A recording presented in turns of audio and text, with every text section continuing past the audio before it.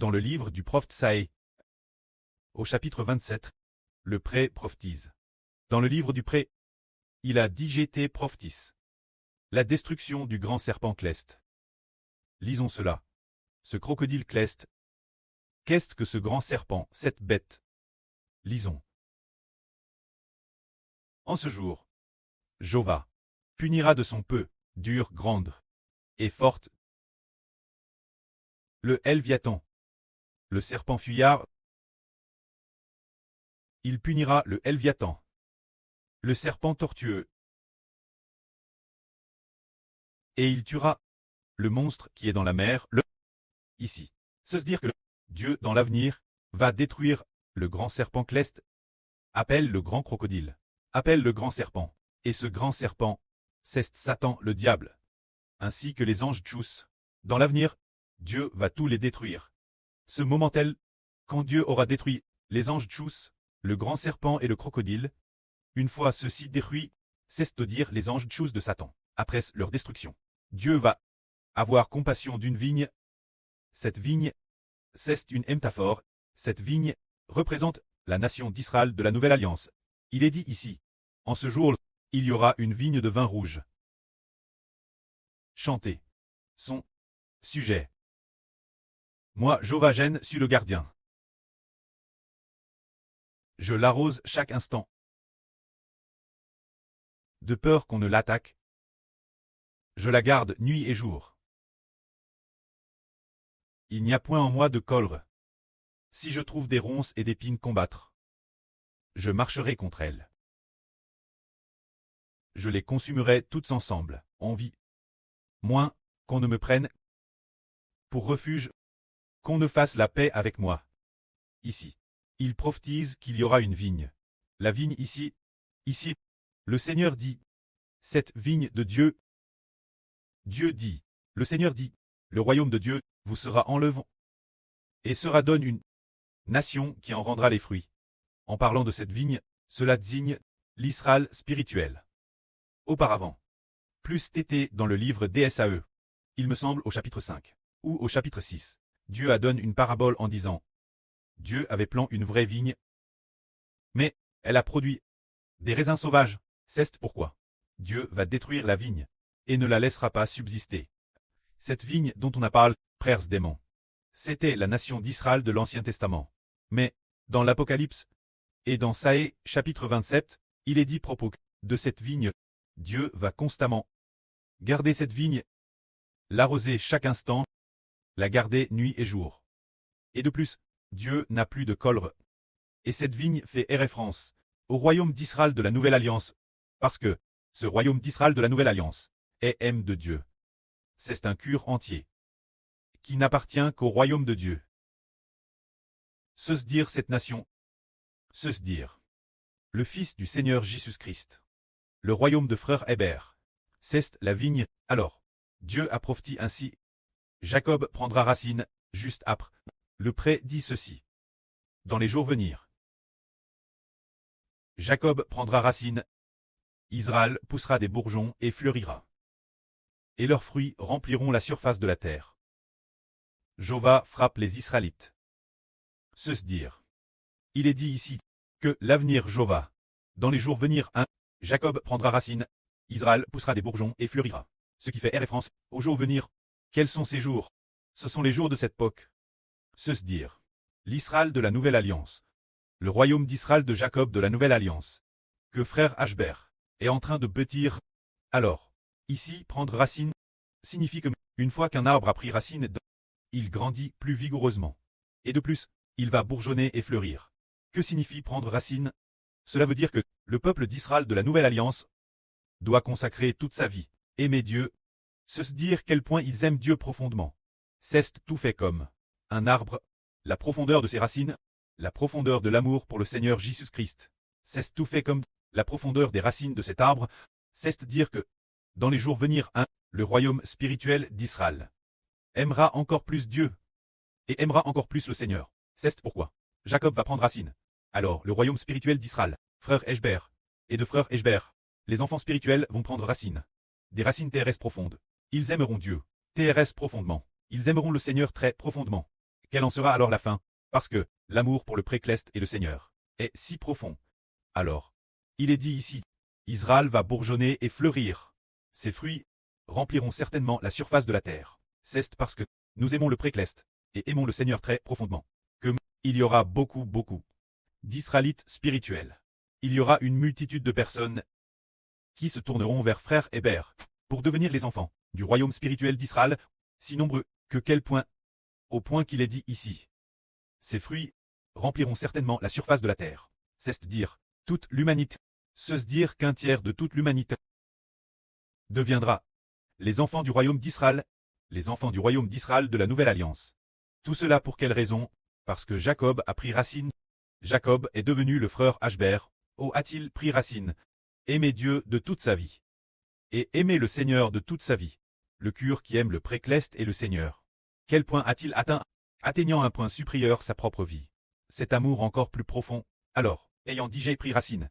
Dans cet amour, il est devenu, finalement, quel degré cela a-t-il abouti? Au point que l'Esprit de Dieu est directement devenu Jacob. L'Esprit de Jacob Ashbert du Nouveau Testament. L'Esprit du Seigneur Jésus-Christ est devenu le Nouveau Testament, l'Esprit du frère Ashbert d'Israël. Il a ainsi pris racine. Dieu est devenu Ashbert. Le Seigneur Christ est devenu Hébert. C'est-à-dire que le nom de Dieu a été donné au frère Ashbert. Le nom du Seigneur a aussi été donné au frère Ashbert. Atteignant le fait d'être avec le précleste, assis sur le trône de gloire. Atteignant la miséricorde et l'amour de Dieu. La miséricorde et l'octroi de l'amour fidèle. Atteignant, a atteint le point de donner son propre trône, tout entier son fils, ce serviteur, qui est aussi un fils, assis dessus, atteignant ce degré, atteignant, de mettre son propre esprit, tout entier, dans ce fils, au point que le précleste et le Seigneur ont tous deux mis l'esprit du prêtre et du Seigneur, dans ce fils, pour que ce fils obtienne le nom de Dieu, au point d'obtenir le nom du Seigneur Christ. Alors, comment Dieu est-il dispose donner son esprit? Et comment le Seigneur donnait-il son esprit? Dispose le donner Jacob Ashbert du Nouveau Testament. C'est que l'esprit d'amour du frère Ashbert pour le précleste. Le cure qui aime le précleste doit surpasser l'amour de soi. Alors le précleste dit, bien, il m'aime, plus qu'il ne s'aime lui-même. Je mettrai mon esprit en lui. Faisant alliance, mon esprit devenant son esprit. Et le Seigneur a fait de madame, en disant, oh, ce fils Ashbert m'aime aussi, plus qu'il n'aime sa propre vie. Je mettrai aussi mon esprit, avec celui de mon précleste, dans le frère Ashbert. Pour que ce fils Ashbert obtienne mon nom, et obtienne aussi le nom de mon précleste. Ainsi, Jacob a pris racine. Quel point l'enracinement est-il solide? C'est de dire aimer Dieu et le Seigneur. Quel point c'est solide? Alors aimer Thérèse solidement. L'enracinement est Thérèse solide. Ce n'est plus comme l'Israël de l'Ancien Testament. Quand l'Israël de l'Ancien Testament. Sans parler de servir Dieu, sans parler de prendre racine, quand on disait de servir Dieu, il ne le voulait pas. Reconnaître le nom de Jéhovah Dieu. Il le prenait tort pour un autre Dieu. Prenant le Dieu Baal pour Dieu, ils se prenaient tous ainsi. Alors ils ne pourront pas s'enraciner. Et ils vont, madame, certains croiront en Dieu. Mais leur foi sera sceptique. Ou ils ne croiront que moi en Dieu. Mais sans atteindre l'enracinement, leur amour pour Dieu, n'atteignant pas quel degré, l'amour pour Dieu, atteignant la volonté de donner sa vie, de tout offrir, et de plus, de consacrer le temps de chaque jour, tant qu'il est disponible, tout le temps, pour servir Dieu. Alors, l'Israël ancien ne l'avait pas, mais l'Israël d'aujourd'hui. Là, aujourd'hui, le frère Ashbert de l'Israël de la Nouvelle Alliance, et les frères Essur, ont le sentiment de ne jamais en faire assez. Qu'ils doivent s'efforcer davantage, s'offrir encore plus entièrement, se consacrer Dieu, et en plus, d'aimer profondément le précleste et le Seigneur, et aussi, d'avoir pris maintes reprises en disant qu'ils veulent offrir leur vie, en sacrifice Dieu. Ce groupe d'enfants est PRT cela. Alors se sont-ils enracinés? Ils se sont enracinés. Puisqu'il en est ainsi, alors, Israël doit germer et fleurir. Il germera et fleurira. C'est la fleur de l'Évangile. Le printemps de l'Évangile est sur le point d'arriver. C'est le début. Petit, certains disent, et si nous allions croire le frère Ashbert, et si nous le coûtions prêcher la vie, il y a beaucoup de gens, lorsqu'ils commencent coûter, l'Évangile commence germer, commence bourgeonner.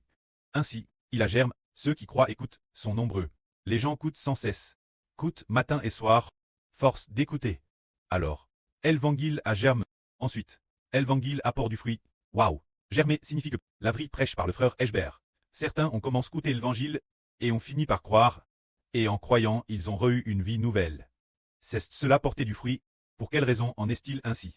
Parce que Jacob s'est enraciné, TRS solidement enraciné. Quand c'est TRS solide, les gens de toute nation et tribu afflueront. Sous le nom de Jacob et du frère Eshber, de la nouvelle alliance. Ainsi, ils coûtent ensemble la guidance du frère Ashber, Rewav ensemble, le salut du précleste et du Seigneur. C'est ainsi l'avenir. Dans les jours venir, Jacob s'enracinera dans l'ancien royaume d'Israël. Il y avait un roi, nomme le roi Achaz. Il était le roi de Juda, un descendant de David. Alors qu'il était roi.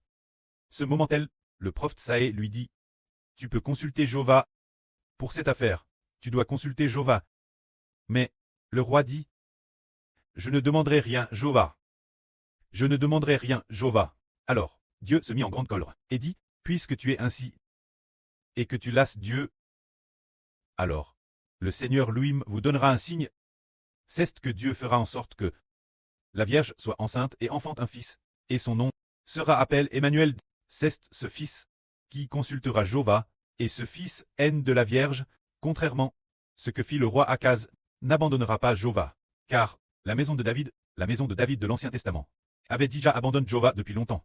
Jéhovah, en tête DJ las, il s'était mis en colère, las au point d'être en colère. Jéhovah allait rejeter ce royaume d'Israël de l'Ancien Testament, pour en établir un autre, par ce fils haine d'une vierge, pour établir ce fils, comme le royaume de la Nouvelle Alliance, pour faire de lui le Seigneur du royaume d'Israël de la Nouvelle Alliance. Ainsi, celui-ci est en réalité le Fils de Dieu, venu dans le monde en tant qu'homme. Ce Fils, le Seigneur Jésus, venu dans le monde en tant qu'homme, cherchait Jéhovah en toutes choses. Alors, le Seigneur et le précleste, on donne un Fils l'humanite, qui est le Fils du précleste et du Seigneur, celui qu'on appelle la postrie de la femme. Ce Fils, puisqu'il a reçu l'Esprit du Christ Seigneur, l'agneau vainqueur, et que l'Esprit de Dieu habite également en ce Fils. C'est pourquoi ce Fils, puisque l'Esprit du Seigneur est en frère Héber. Alors, frère Héber doit absolument, très comme le Seigneur, de tout son cœur et de toute sa force, avec toute sa sainteté, de tout son cœur et de toute sa force, avec toute sa sainteté, marcher devant Jéhovah. Ce moment-là, frère Héber doit prendre racine, et les frères et sœurs doivent prendre racine ensemble, germer et fleurir ensemble. Ainsi, les enfants du royaume spirituel d'Israël rempliront la terre. Ainsi, nous revenons, aujourd'hui, la vie dont nous parlons, et nous découvrons que Dieu vide la terre. Et que ceux qui, peut-être, ne servent plus Dieu, ou ne veulent plus servir Dieu, seront tous vides et exécutés. Alors, ceux qui restent pourront prendre racine. Ceux qui restent pourront utiliser toute leur vie pour aimer Dieu. Sous la direction pastorale de frère Héber, ils vont encore aimer de plus en plus le précleste, et aimer de plus en plus le Seigneur. Ainsi, l'évangile de frère Héber pourra se répandre sur toute la terre. Alors tous, ceux qui croient en frère Ashber, eh bien, tout comme frère Eshber, aiment le précleste et le Seigneur. Et l'intérieur d'eux, ils reçoivent aussi la vie du pré et du Seigneur. Finalement, ils deviennent les descendants de Jacob, l'Israël spirituel. C'est pourquoi Israël, les fruits de l'Israël spirituel, remplissent toute la terre. Ce qui fait référence aux enfants aînés de l'Esprit Saint, qui seront aussi nombreux que l'étoile du ciel. Et le sable de la mer, tout cela, c'est la fin du monde. Le Seigneur Jésus-Christ lave nos péchés. Alors, notre cure n'est plus contre elle par le péchage, débarrasse de toute distraction, peu de toute sa vie. Aimer Dieu, alors, il y aura d'innombrables enfants. Le pré a aussi dit, dans la guerre entre les deux nations, celle qui utilise toute sa vie pour aimer Dieu a vaincu. C'est de dire notre combat contre le royaume de Satan. Et finalement, nous nous enracinons dans l'amour de Dieu avec notre vie. Alors, nous finissons par devenir une grande nation. Que la gloire soit au pré et au Seigneur. Amen.